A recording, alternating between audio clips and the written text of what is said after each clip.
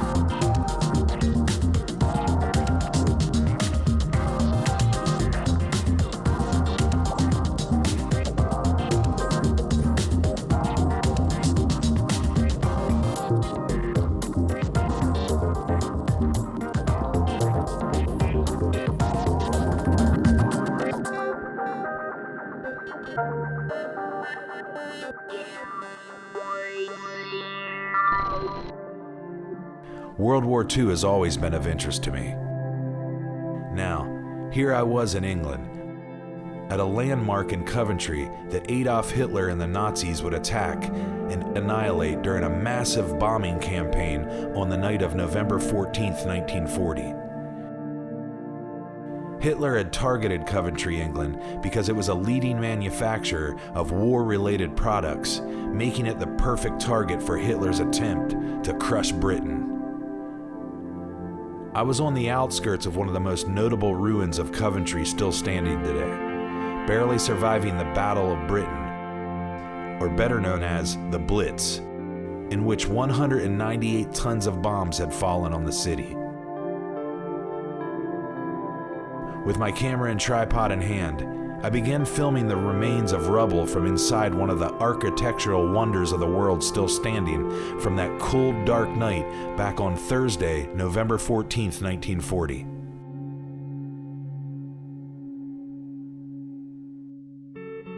We shall prove ourselves once more able to defend our island home, to ride out the storm of war, and to outlive the menace of tyranny, if necessary for years, if necessary alone. We shall go on to the end. We shall fight in France. We shall fight on the seas and oceans. We shall fight with growing confidence and growing strength in the air. We shall defend our island, whatever the cost may be. We shall fight on the beaches. We shall fight on the landing grounds. We shall fight in the fields and in the streets. We shall fight in the hills. We shall never surrender.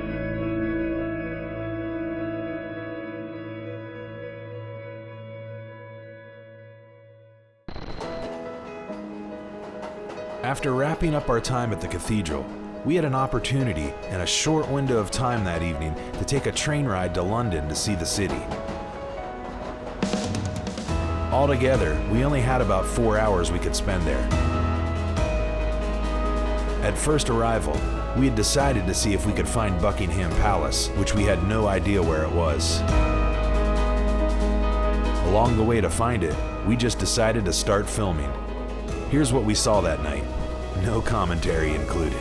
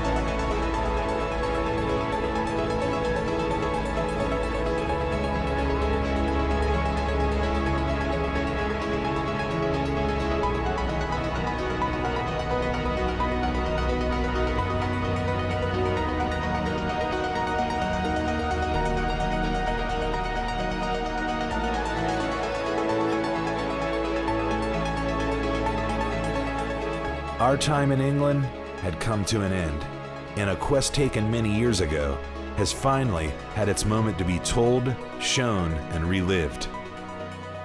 So until the next one, we'll see you soon, if life makes possible.